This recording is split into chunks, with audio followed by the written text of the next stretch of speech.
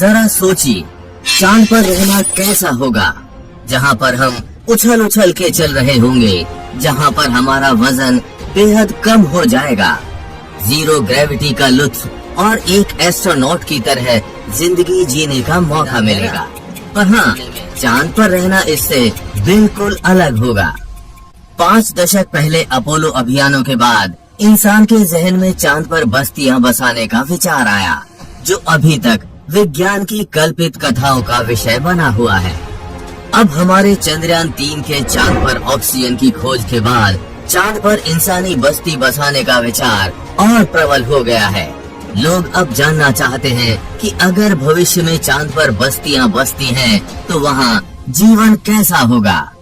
आइए आपको लेकर चलते हैं चांद की रोमांचक दुनिया में और चांद पर बनाते हैं घर और उगाते हैं फसल। चांद पर इंसानी बस्ती बसाने के लिए सबसे पहले हमको चांद पर जाना होगा। इंसानों को चांद पर भेजने में अभी तक एक ही देश सफल हुआ है, उसका नाम है अमेरिका। मानकर चलते हैं कि हम अमेरिकी यान में बैठकर चांद पर जा रहे हैं, तो हमें चांद पर पहुंचने में 4 दिन का समय लगेगा। 4 दिन बाद हम चांद की सतह पर होंगे। अब समय आएगा चांद की सतह पर बाहर निकलकर चांद पर रहने के लिए घर बनाना, खाने के लिए इंतजाम करना, पीने के लिए पानी की खोज करना और वो सब कार्य जो इंसान को जीने के लिए चाहिए होते हैं। याद रखिए, चांद पर यान से बाहर आने से पहले हमें अपना स्पेस सूट पहनना होगा। अगर हमने ये सूट नहीं पहना तो हम चांद पर 30 सेकंड से ज्यादा जिंदा नहीं रह पाएंगे। अगर कोई चांद पर बिना स्पेस सूट या उपकरणों के उतरता है, तो साइंटिस्ट और तमाम रिसर्च बताती हैं कि इंसान की चांद पर बिना स्पेस सूट के जिंदा रहने की संभावना काफी कम है। चांद की सतह पर इंसान ज्यादा से ज्यादा 30 सेकंड तक जिंदा रह सकता है। इस बीच भी उसे कई तरह की दिक्कतों का सामना करना पड़ सकता है। चांद पर रात का वक्त ये तापमान -175 डिग्री तक गिर जाता है। इसलिए अगर आप रात के वक्त चांद पर जाते हैं तो तुरंत आपकी मौत नहीं होगी। आप इस ठंड को करीब 20 से 30 सेकंड तक झेल सकते हैं। चांद पर बिना स्पेस सूट के जाने पर उल्का पिंडों से भी आपकी तुरंत मौत हो सकती है। चांद का गुरुत्वाकर्षण कम होने की वजह से इसके आसपास कोई भी वायुमंडल मौजूद नहीं है। वायुमंडल की नामौजूदगी वहाँ पर रहने वालों के लिए उल्का पिंड जैसे खतरे का डर लगातार बना रहता है। यानी आप चांद पर खड़े हैं और पता नहीं कब एक बड़ा पत्थर आसमान से उड़कर आएगा और आपकी मौत वहीं पर हो जाएगी। यही वजह है चांद पर बड़े बड़े गड्ढों की। पृथ्वी से देखने पर जो चांद पर काले धब्बे दिखाई देते हैं, असल में वे धब्बे नहीं, गड्ढे हैं। जहाँ पर सूर्य की रोशनी नहीं पहुँच पाने की वजह से वो धब्बे नजर आते हैं। अब साफ है कि अगर हमको चांद पर रहना है तो बाहर निकलने के लिए हमें स्पेस सूट पहनना होगा और वहाँ रहने के लिए एक हैबिटेट का निर्माण करना होगा, जिसमें चांद पर होने वाले तापमान के परिवर्तन का हम पर कोई असर ना हो, और अगर कोई उल्कापिंड आ भी जाए तो उससे आपको कोई नुकसान ना हो। अब आप में से कुछ लोग सोच रहे होंगे, ये हैबिटेट क्या होता है? तो उसका जवाब है चांद का घर। यानी इंसान चांद पर जो घर बनाएंगे वो हैबिटेट कहलाएंगे। और आसानी से समझने के लिए आपके स्क्रीन पर चल रही इस फोटो को देखिए। चांद पर बनने वाले घर यानी हैबिटेट कुछ ऐसे होंगे जिसमें इंसान के रहने के लिए वो हर सुविधा उपलब्ध होगी जो पृथ्वी पर मौजूद घर में होती है। बस इस घर को ऊपर से आवरण इस प्रकार मजबूत दिया जाएगा जिससे उल्कापिंड और बाहरी तापमान का अंदर कोई असर ना हो। चलो, अब रहने का जुगाड़ तो हो गया। अब चांद पर दूसरी जरूरत होगी खाना। जैसे बोला जाता है, इंसान की 3 जरूरतें होती हैं, रोटी, कपड़ा और मकान। कपड़ा हमें स्पेस सूट के रूप में पहनने को मिल गया है। मकान हमने हैबिटेट के रूप में बना लिया है। अब बचा है तो रोटी यानी खाना। आप खाने के लिए चांद पर सब्जियां उगा सकेंगे। 2014 में एक शोध में पाया गया था कि चांद की मिट्टी पर चीजें उगा पाना मुमकिन है। चीन चांद पर सरसों और आलू की खेती कर चुका है।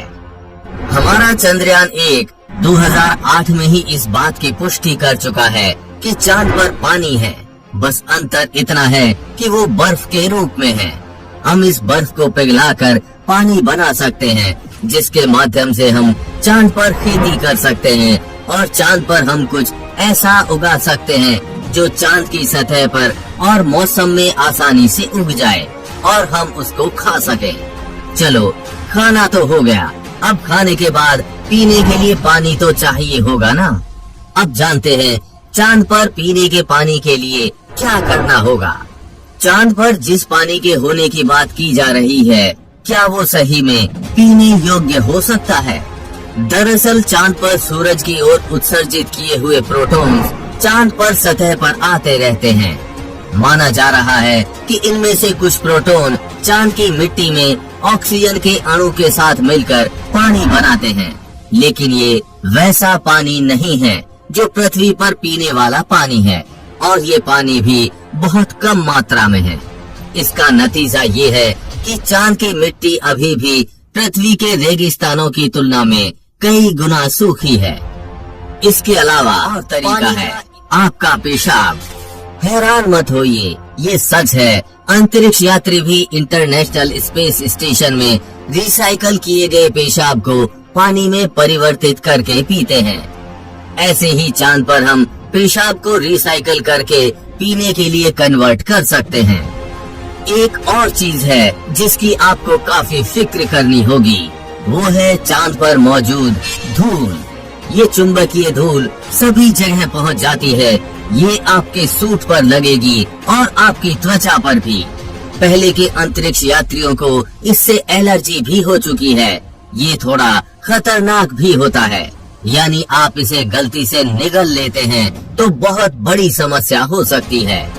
लेकिन चांद के धूल की चिंता केवल इंसानों तक सीमित नहीं है, ये मशीनों के अंदर भी जा सकती है, जिससे ये ओवरहीट हो सकती है।